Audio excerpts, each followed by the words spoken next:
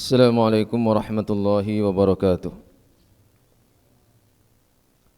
Innal hamdalillah nahmaduhu wa nasta'inuhu wa nastaghfiruh wa natubu ilaihi wa nastahdi wa na'udzu billahi min syururi anfusina wa min sayyiati a'malina. May yahdihillahu fala mudilla lahu wa may yudlil fala hadiyalah. Alhamdulillah ala fitratil Islam wa ala kalimatil ikhlas wa ala dini nabiyyina Muhammadin sallallahu alaihi wasallam wa ala millati abina Ibrahim hanifan wa ma kana minal musyrikin. Allahumma bika asbahna wa bika amsayna wa bika nahya wa bika namutu wa ilaikan nusyur. Asyhadu an la ilaha illallah wahdahu la syarika lah wa asyhadu anna Muhammadan abduhu wa rasuluh. Allahumma salli ala nabiyyina Muhammadin wa ala alihi wa sahbihi wa man tabi'ahum bi ihsanin ila yaumiddin. Amma ba'd. InsyaAllah pada kesempatan pagi hari ini kita akan lanjutkan membaca hadis-hadis dalam kumpulan 40 hadis. Setiap hadis mencakup 5 hal. Dan pagi hari ini kita akan baca hadis yang ke-20, di mana hadis yang ke-20 ini adalah salah satu bagian dari hadis yang panjang yang diriwayatkan oleh Imam Ahmad, juga Imam Tirmidzi dan An-Nasa'i, yang oleh penulis ini dibagi menjadi 2, yaitu hadis nomor 20 dan hadis nomor 21. Hadis nomor 20 ini diberi judul muallif hafizahullah ta'ala dengan Al-Islamu dinul anbiya jami'an wa syara'i'uhum syara'i'uhu.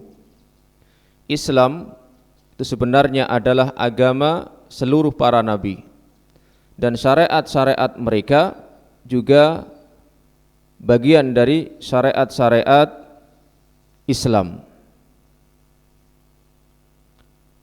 Qala al-muallif hafizahullah ta'ala anil Haris al-Ash'ari radhiyallahu ta'ala anhu haddatsahu anna an-nabiyya sallallahu alaihi wasallam qala, dari Al-Haris Al-Ash'ari bahwa Nabi sallallahu alaihi wasallam bersabda,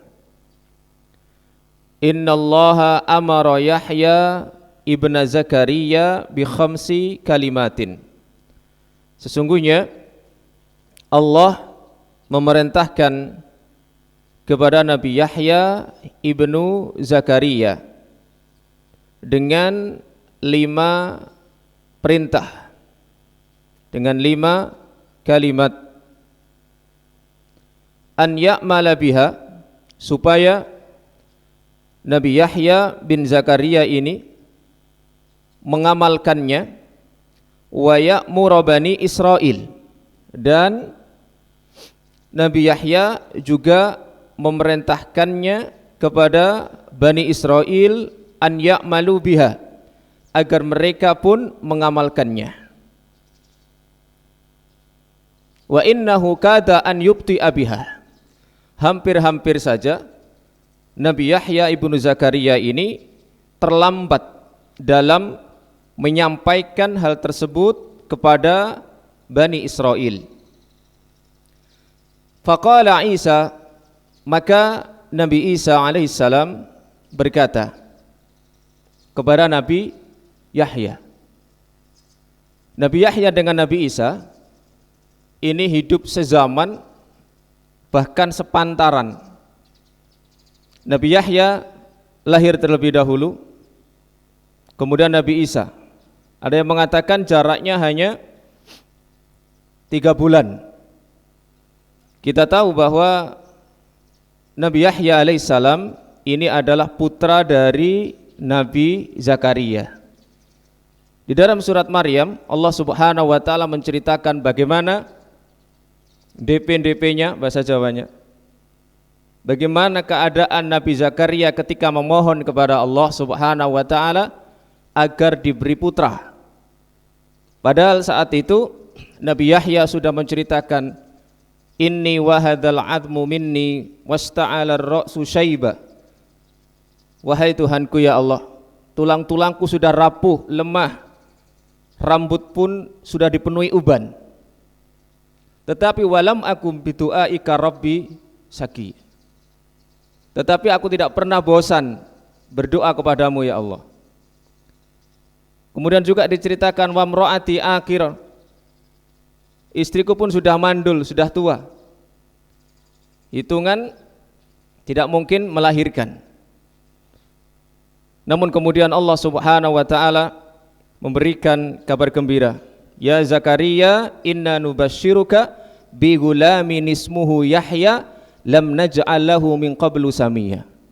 Lalu kemudian Allah memberikan kabar gembira tentu lewat malaikat Jibril alaihissalam bahwa akan diberi anak yang namanya Allah sendiri yang memberi nama, tidak ada nama sebelumnya, yaitu Yahya. Nah, Nabi Zakaria ini adalah anak keturunan dari Nabi Yakub alaihissalam, sehingga termasuk mereka disebut dengan Bani Israel. Israel itu adalah nama bahasa Ibrani dari Yakub. Maka anak-anak dari Nabi Yakub ini disebut dengan Bani Israel, putra-putra dari Israel, yaitu Nabi Yakub alaihissalam. Maka sebutan Israel sendiri itu adalah sebutan bagi Nabi Yakub. Maka tidak tepat kalau misalnya ada yang mengatakan wah Israel itu jahat atau macam-macam. Kalau yang dimaksud mereka Bani Israel, anak keturunannya Israel, benar. Tapi kalau yang dimaksud Israel itu sendiri, ya berarti Nabi Yakub alaihissalam. Kenapa Allah menyebut mereka dengan sebutan putra-putra Israel, putra-putra Yakub? Itu untuk mengingatkan mereka, ya Bani Israil adhkuru ni'mati allati an'amtu alaikum, misalnya. Wahai anak keturunan Israel, wahai anak keturunan Yakub, supaya mereka ingat bahwa mbah-mbah mereka itu termasuk Nabi Yakub sendiri adalah orang yang soleh, ahli ibadah, orang yang taat kepada Allah Subhanahu wa taala, sehingga mereka diingatkan dengan menyebut mbahnya. Sama dengan kita misalnya kalau ada anak yang dablek, ingatkan pada bapak atau mbahnya yang mungkin mereka adalah orang-orang yang soleh, sehingga mereka tergerak hatinya untuk kembali meniti jalan mbah mereka, bapak mereka. Maka selalu disebut dengan ya Bani Israil, wahai anak-anak Yakub alaihissalam. Nah, Zakaria ini adalah anak keturunan beliau. Ini punya istri, adik dari ibunya Nabi Isa. Ibunya Nabi Isa siapa? Maryam. Maryam putri dari Imran, bukan Imran bapaknya Nabi Musa. Nah, ibunya Nabi Isa, ya Maryam ini punya adik yang dinikahi oleh Nabi Zakaria. Yang dinikahi oleh Nabi Zakaria.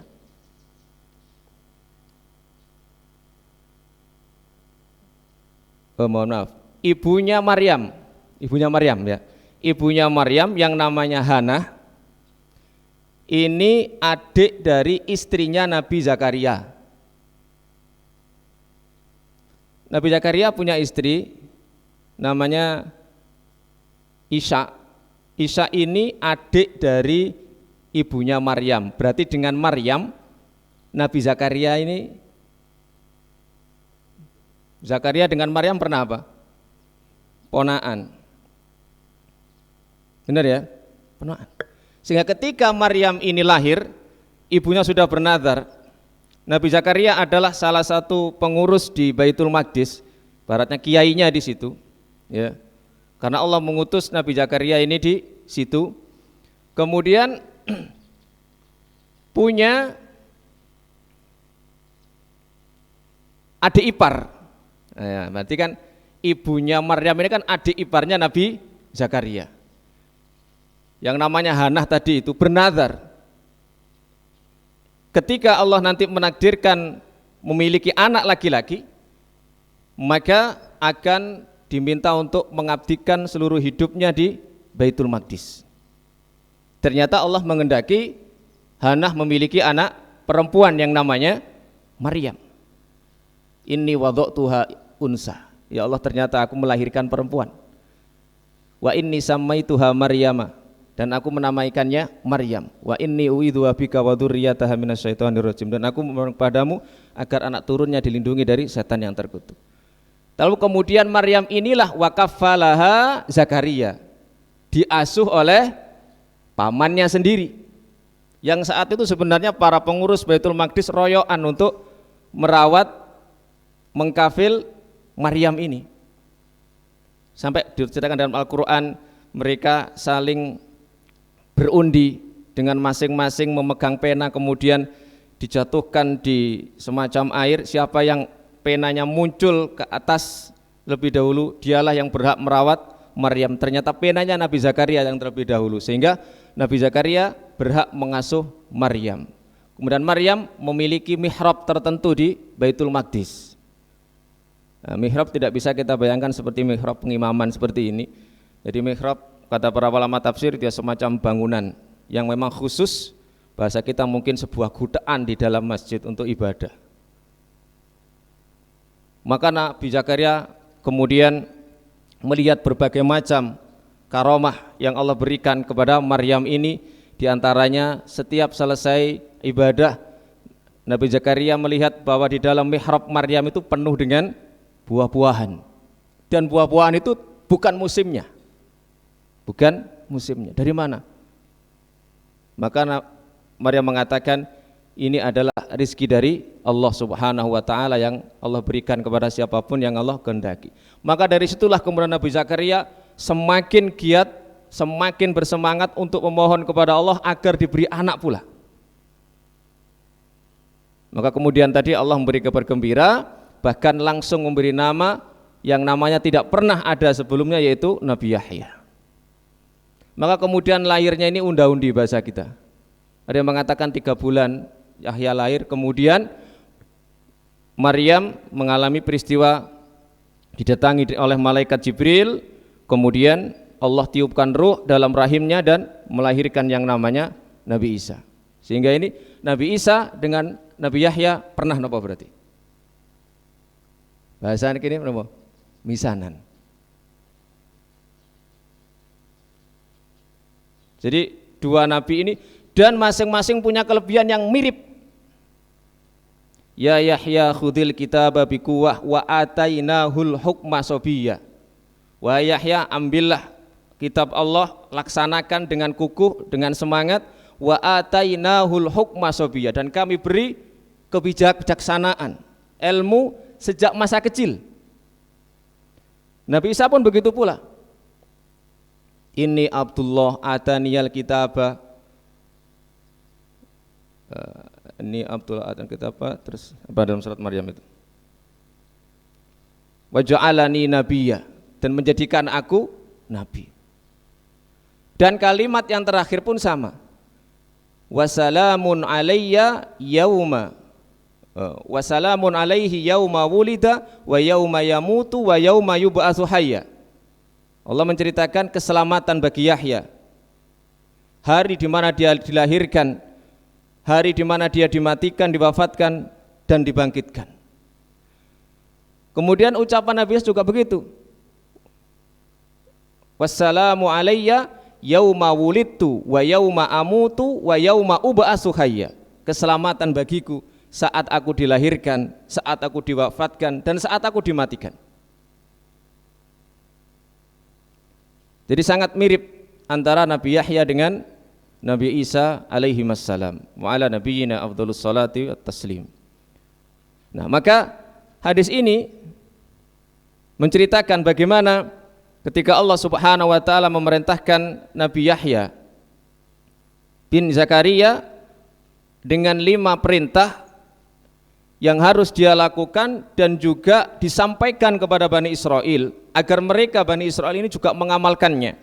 Dan hampir-hampir Nabi Yahya ini terlambat menyampaikannya sehingga ditegur oleh Nabi Isa alaihissalam. Nabi Isa mengatakan kepada Nabi Yahya, innallaha amaraka bi khamsi kalimatin lita'mala biha. Sesungguhnya Allah memerintahkan engkau untuk melaksanakan 5 kalimat 5 perintah agar engkau melaksanakannya, wa ta'muru bani Israil an ya'malu biha. Dan engkau juga harus memerintahkan kepada Bani Israel agar mengamalkannya. Fa imma an ta'murahum wa imma ana amurahum. Sudah gini aja, jenengan yang menyampaikan atau saya yang menyampaikan. Nah gitu. Ini tawarnya Nabi Isa. Anda yang menyampaikan kepada mereka atau saya sendiri? Itu Nabi Isa. Faqala Yahya, dan Yahya alaihissalam menyampaikan, akhsha in sabaqtani biha an yukhsafa bi. Saya khawatir kalau sampean yang menyampaikan mendahului aku, maka aku khawatir ditenggelamkan di muka bumi, di dalam muka bumi ini, au udzaba au uadzaba, atau saya nanti akan diadab oleh Allah. Sudah, biar saya yang menyampaikan. Ini kata Nabi Yahya alaihissalam. Lalu kemudian fajama'an nasa fi Baitul Maqdis. Lalu kemudian Nabi Yahya ini mengumpulkan manusia di Baitul Maqdis. Famtala al-masjidu, dan masjid itu pun menjadi penuh. Wa ta'addaw 'ala syuraf, mereka pun sampai meluber di teras-teras masjid itu. Faqala innallaha, lalu kemudian beliau sampaikanlah 5 hal ini. Innallaha amarani bi 5 kalimatin, sesungguhnya Allah memerintahkan kepadaku dengan 5 perkara. An a'mala bihinna, supaya aku mengamalkannya, wa amurakum an ta'malu bihinna, dan aku pun memerintahkan kalian juga harus melaksanakannya. Yang pertama, awwaluhunna an ta'budullaha wa la tusyriku bihi syai'a.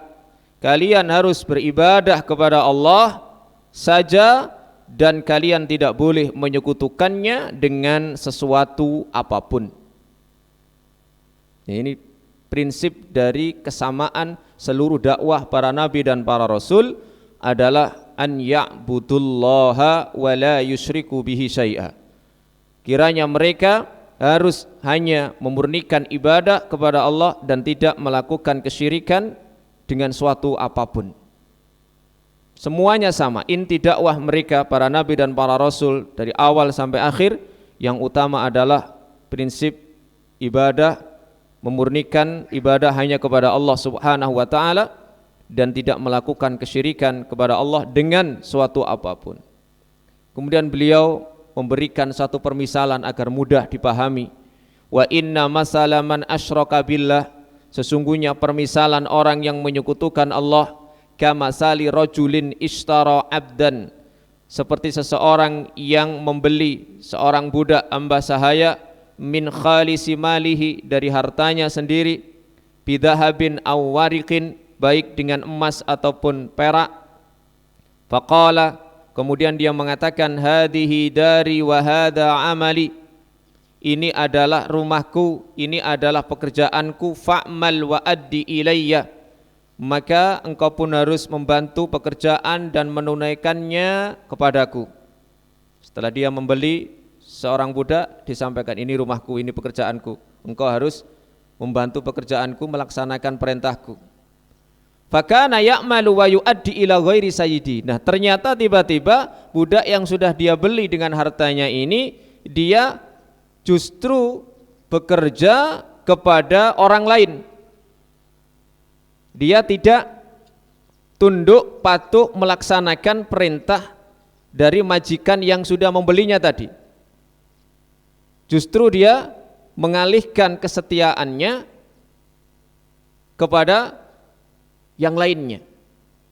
Maka ditanya, fa ayyukum yardha an yakuna abduhu kadzalik, bagaimana mungkin salah seorang di antara kalian bisa ridha memiliki hamba sahaya model seperti itu?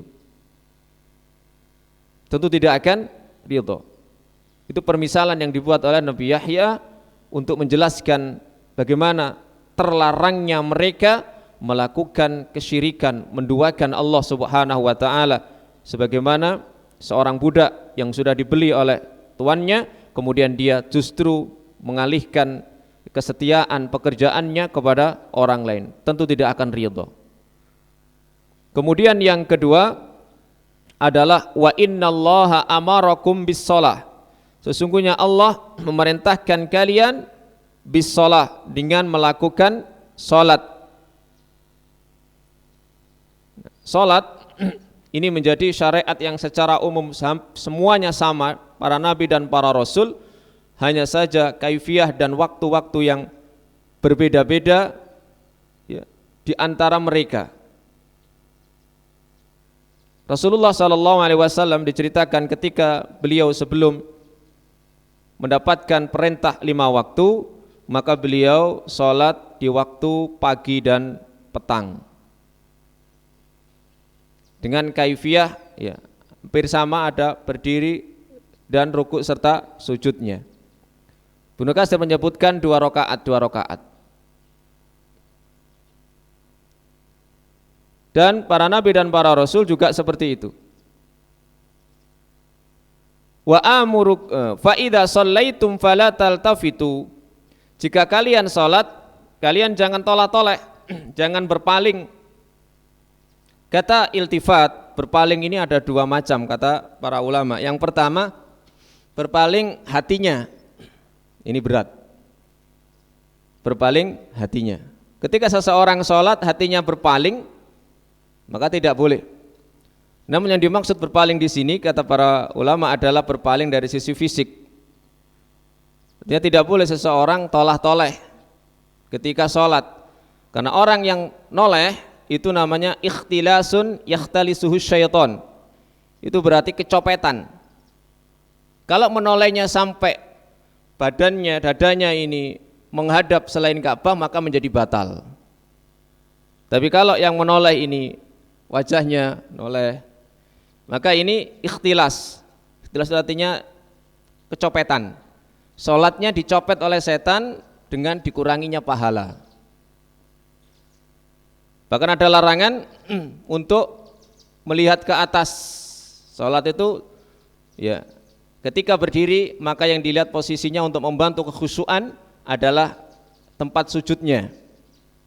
Ketika seseorang melihat ke atas begini, maka ini termasuk min makruhatis sholah, hal-hal yang dibenci dalam sholat walaupun tidak sampai membatalkannya. Kenapa? Karena Nabi di dalam hadis pernah mengingatkan seseorang yang menoleh ke atas, dongak ke atas, melihat ke atas ketika sholat, dikhawatirkan kok nggak iso balik. Kenapa? Karena dia yunaji rabbahu, dia berada di hadapan Allah Subhanahu wa ta'ala. Dan juga tadi dalam rangka untuk membantu kekhusyuan. Kayak nek tiyang niku tola-tole ya gak patek khusyuk, pemane nguasno ndukur. Maka ada titik-titik pandangan dalam rangka untuk membantu kekhusyuan yang selain itu maka dianggap sebagai sesuatu yang makruhatus shalah. Tapi kalau sampai menoleh dengan badannya menghadap ke selain kiblat, maka termasuk min mubtilatis shalah, hal-hal yang membatalkan salat. Maka ketika seseorang salat, kata Nabi Yahya tadi itu, fala taltafitu, jangan tolah-toleh. Fa inna Allah yansibu wajhahu liwajhi abdihi fi salatihi ma lam yaltafit. Kenapa? Karena Allah menghadapkan wajahnya kepada wajah hambanya tadi di dalam salatnya. Ketika seseorang menoleh ya, maka Allah pun berpaling darinya. Ketika seseorang berpaling, Allah pun berpaling. Ini secara fisik ya. Kalau secara hati tidak bisa kita hindari. Siapa yang berani menjamin salatnya dari min awali Allahu Akbar takbiratul ihram sampai salam hatinya tidak berpaling, mesti ono sing gelewar, buh oleh 5 menit gelewar, bahkan ada yang kurang dari 5 menit wis pikirannya macam-macam. Waduh, sawe misalnya, iya macam-macam, ya kan? Waduh lali. Sesuatu yang tidak diingat menjadi ingat ketika di sholat. Nah, Imam Abu Hanifah itu pernah dimintai fatwa. Ada seseorang yang laporan letakkan barang itu lali, gak ketemu. Imam Abu Hanifah beliau mengatakan, ya, tapi tidak ada hubungannya dengan fikih loh ya. Wis engko bengi salat sing khusyuk. Engko bengi salat sing khusyuk. Setan gak tinggal diam, ada salat khusyuk. Dielingno barang sing ilang niku wau. Akhirnya eling ternyata, nggih manjur. Sesuatu yang tidak kita ingat dalam sholat, ternyata ketika kita sholat, oh eling, iya kok ini sore bantal ya, sepitane lawang, wah ini. Setan akan berupaya mencuri sesuatu yang merupakan ibadah yang agung yang kita lakukan. Maka di antara caranya tadi bala yaltafit, dan ini pun diingatkan pula oleh Rasulullah sallallahu alaihi wasallam. Ya, karena Allah Subhanahu wa taala menghadapkan wajahnya ke hambanya ketika dia sholat. Makanya kalau orang itu katakanlah kalau mau meludah, jangan ke depan atau ke sebelah kanan. Kenapa ke depan? Allah. Kenapa sebelah kanan tidak boleh? Malaikat. Maka boleh meludah ke sebelah kiri atau di bawah kakinya. Ya, itu kalau pasir. Nah, jenengan untuk karpet ngene ngidu yo. Wes. Delok CCTV sampean. Ya. Tersangka langsung. Makanya boleh pakai tisu atau sapu tangan, ya. Apalagi di dalam masjid, ya. Itu khati'ah. Al-busaqu fil masjid khati'ah, fa kafaratuha dafnuhu. Ya, meludah di dalam masjid itu khati'ah, sebuah kesalahan. Kafarohnya dia harus mendem. Zaman dulu diuruk dengan pasir.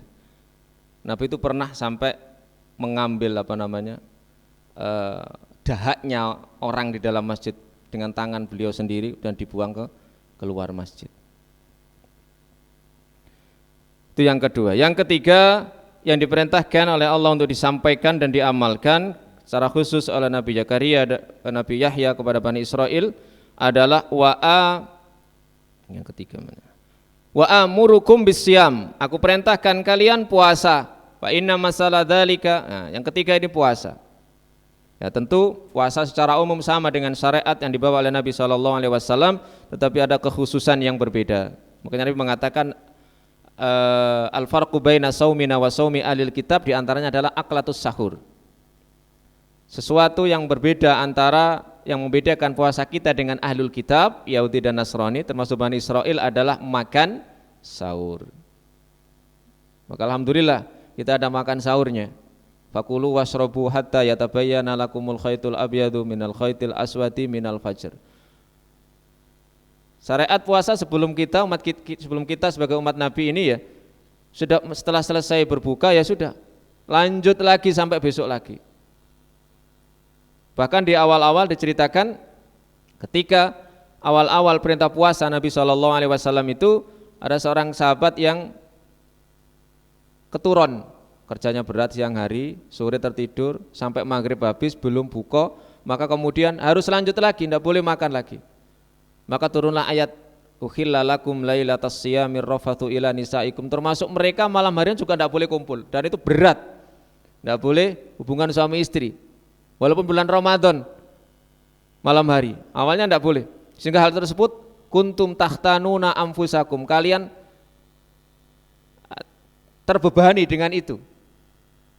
Terbebani. Akhirnya kemudian fal'ana basyiruhunna wabtaghu ma kataballahu lakum. Sekarang tidak apa-apa, kalian campuri istri kalian. Fakulu wasrobu, makan dan minumlah sampai jelas benang putih dari benang hitam, yaitu waktu subuh. Setelah itu atimmus siyama ilal lail, lanjut setelah subuh puasa sampai maghrib. Beliau kemudian memberikan permisalan tentang puasa ini. Fa inna masala dzalika kamasali rajulin fi isabatin ma'ahu surrah. Ini seperti permisalan seseorang yang membawa semacam minyak wangi yang ada dalam botol. Di dalamnya botol itu ada minyak miskun, ya, kasturi. Fakulluhum yu'jibu au ya'jabu au yu'jibu rihuha. Semua orang yang mencium bau itu takjub dengan bau wangi tersebut. Wa inna rihas shaimi atyabu indallahi min rihil miski. Dan sungguhnya bau orang yang puasa alias abab lebih wangi di sisi Allah dari minyak kasturi nanti pada hari kiamat. Ini salah satu keutamaan orang puasa itu, bau mulut mereka lebih wangi nanti pada hari kiamat. Sehingga para ulama pun sebagian seperti di mazhab Syafi'i itu, kalau ba'da zawal, setelah tergelincirnya matahari, setelah zuhur, itu dimakruhkan menggosok gigi, membersihkan gigi. Kenapa? Karena di saat-saat itulah bau gigi sedang gak enak, sehingga jangan dibersihkan. Tujuannya supaya nanti di hari kiamat lebih wangi lagi. Maka dimakruhkan di mazhab Syafi'i. Termasuk di mazhab Ahmad, walaupun di sebagian ulama Hanabilah menyatakan seperti Ibnu Taimiyah, tidak masalah untuk membersihkan gigi kapanpun, karena Nabi juga diceritakan yastaku wa huwa shaimun, beliau senantiasa bersiwak walaupun puasa. Ini khilaf para ulama. Namun jika ingin membersihkan dengan sesuatu yang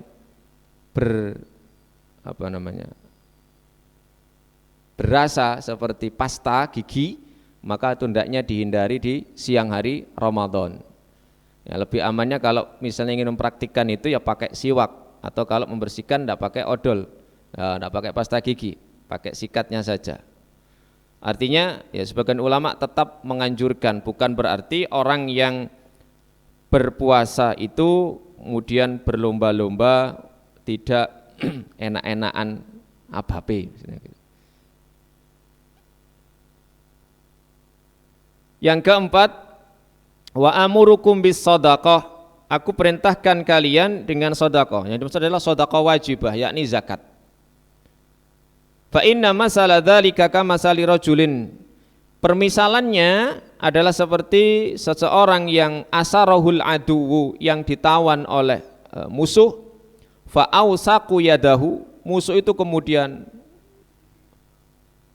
mengikat tangannya, ila unukihi, ke lehernya, wa qaddamuhu liyadribu unuqahu, mereka kemudian akan memenggal lehernya.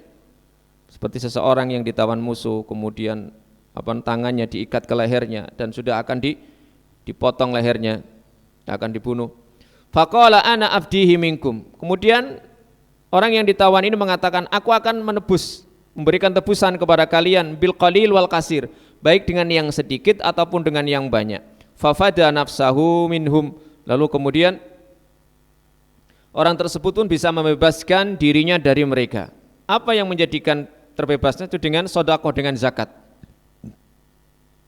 Seseorang yang akan binasa di akhirat dengan dimasukkan ke neraka bisa tertebus dengan sedekah. Makanya satu di antara hikmah sedekah adalah meredam kemurkaan Allah dan menyelamatkan seseorang dari api neraka. Nabi mengatakan, ittaqun nara walau bisyikki tamrotin, takutlah kalian kepada api neraka walaupun hanya sedekah separuh kurma, apalagi yang wajib berupa zakat hartanya. Yang kelima, wa amurukum an tadhkurullaha, aku perintahkan kalian berzikir kepada Allah Subhanahu wa taala. Beliau menjadikan permisalan lagi, fa inna masala dzalika kamasali rajulin. Permisalannya adalah seperti seseorang yang kharajal aduwu fi atharihi, yang dikejar oleh musuh siraan, dengan mengikuti jejaknya secara cepat, hatta idza ata ala hisni hasinin, sehingga ketika dia sampai di benteng, tembok benteng, fa ahraza nafsahu minhum, maka dia pun bisa menjaga dirinya dari mereka. Kadzalikal abdu la yuhrizu nafsahu minasyaiton illa bidzikrillah, musuh itu diibaratkan setan ketika mencoba untuk mengejar, untuk mencelakakan, membinasakan, tapi ternyata dia punya benteng, punya tembok yang kokoh, apa? Zikrullah. Sehingga dengan zikrullah tadi, ini seolah-olah dia menjadikan antara dirinya dengan setan tadi ada benteng yang sangat kokoh, maka dia pun bisa melindungi dirinya dari setan. Maka tidak ada yang bisa melindungi dirinya dari setan illa bidzikrillah, kecuali dengan berzikir kepada Allah Subhanahu wa taala. Ini 5 hal yang disampaikan oleh Nabi Yahya alaihissalam kepada umatnya, yang itu pun diperintahkan oleh Allah Subhanahu wa taala agar diamalkan oleh Nabi Yahya, dan Nabi Yahya diperintahkan pula untuk memerintahkan Bani Israel untuk mengamalkannya. Maka satu yang menjadi kesamaan adalah mentauhidkan Allah Subhanahu wa taala, kemudian yang 4 sama tetapi dalam praktik syariatnya berbeda, yaitu seperti salat, kemudian puasa, kemudian zakat dan zikrullah. Dan terakhir pelajaran dari hadis yang kita baca tadi, yang pertama, jawazu darbil amsal li taqribil ma'ani ilal afham. Bolehnya seseorang itu memberikan permisalan dalam rangka mendekatkan maknanya agar mudah difahami. Dan di dalam Al-Quran pun Allah Subhanahu wa ta'ala banyak memberikan permisalan-permisalan. Ibnu Qayyim punya kitab khusus Al-Amsal fil Quran, permisalan-permisalan di dalam Al-Quran. Yang kedua, namun permisalan-permisalan itu tidak boleh menyebutkan tentang hak-hak Allah dan Rasulnya yang berhubungan dengan sifat-sifat Allah, berhubungan dengan kehormatan Rasulullah SAW, maka tidak boleh dibuat permisalan, apalagi dengan tujuan untuk menjadikan orang itu terhibur atau tertawa dan merasa ada kelucuan di situ. Kemudian yang kedua, ilqaul khabar bitariqis su'al ad'a li tanbihid dhuhni, bahwa menyampaikan kabar dengan metode bertanya itu lebih bisa menarik perhatian hati orang yang hadir. Metode dengan cara metode bertanya. Tadi Nabi Yahya alaihissalam menyampaikan beberapa model pertanyaan dengan permisalan tadi itu. Kemudian yang ketiga, taqriru nubuwati nabiyyina Muhammadin sallallahu alaihi wasallam wa annahu saddaqal mursalin wa da'a ila ma da'au ilaihi. Takrir, persetujuan nubuwah Nabi kita Muhammad sallallahu alaihi wasallam, wa annahu saddaqal mursalin, dan bahwasanya beliau membenarkan para rasul sebelumnya. Artinya Nabi Muhammad sallallahu alaihi wasallam menceritakan bagaimana syariat para nabi dan para rasul dahulu, dan beliau pun membenarkan. Dan ini memang karakter dakwah para nabi dan para rasul, musaddiqal lima bainahu, membenarkan apa yang sebelumnya. Wada'a ila ma da'au ilaihi, beliau pun mendakwahkan apa yang didakwahkan para nabi dan para rasul itu. Dan yang terakhir, syara'u man qablana syara'un lana ma lam yurid nuskhahu, ma lam yarid nuskhahu, atau naskhuhu, ma lam yarid naskhuhu. Syariat orang sebelum kita adalah syariat juga bagi kita selagi tidak ada nasakh, selagi tidak dihapus. Seperti tadi jelas tauhid tidak akan pernah dihapus, kemudian sholat tidak dihapus tapi dengan kaifiyah yang berbeda, kemudian zakat, puasa, ini juga sesuatu yang sama dengan praktik yang berbeda. Maka siapa yang mendustakan satu rasul berarti mendustakan seluruh rasul. Kadzabat adunil mursalin, kaum Ad mendustakan para rasul. Padahal hanya satu rasul yang diutus di tengah-tengah kaum Ad, tapi dikatakan kaum Ad mendustakan para rasul. Kenapa? Ketika seseorang mendustakan satu rasul, maka sama dengan mendustakan seluruh utusan Allah Subhanahu wa ta'ala. Orang-orang Nasrani yang mendustakan Rasulullah sallallahu alaihi wasallam hakikatnya mendustakan seluruh para nabi dan para rasul yang diutus oleh Allah Subhanahu wa taala. Kadzabat Samudul mursalin. Kaum Samud mendustakan para rasul, padahal hanya satu saja yang diutus di tengah-tengah mereka. Mendustakan satu isi Al-Qur'an ya sama dengan mendustakan seluruh isi Al-Qur'an.